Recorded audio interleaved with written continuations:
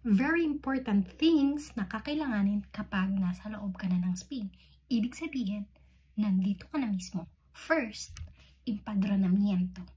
Kailangan mo yan kasi yan ang rehistro ng pagdating mo dito sa Spain. Ibig sabihin, nakatira ka na dito sa Spain at yun ang gagawing basihan para i-process ang iyong legal status here in Spain as a residency. Second, kailangan mo gumawa ng bono, o mag-apply ng bono or ang tinatawag na transportation card. Dahil dun sa transportation card mo is may record ka na, may history record ka na sa pag-load mo na transportation card. So, yun din ang gagamitin mo sa pang-araw-araw sa pagbabayad sa bus at pagbabayad sa train. Iisa lang po ang card na ginagamit sa bus at train sa loob ng Madrid.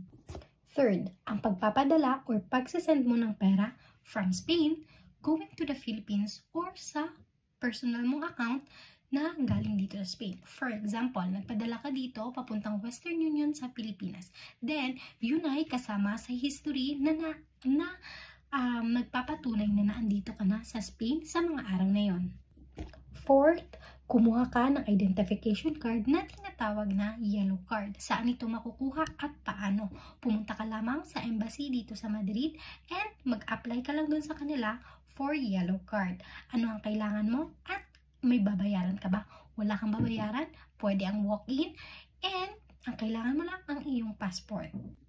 That's it for today. Bye! Follow me.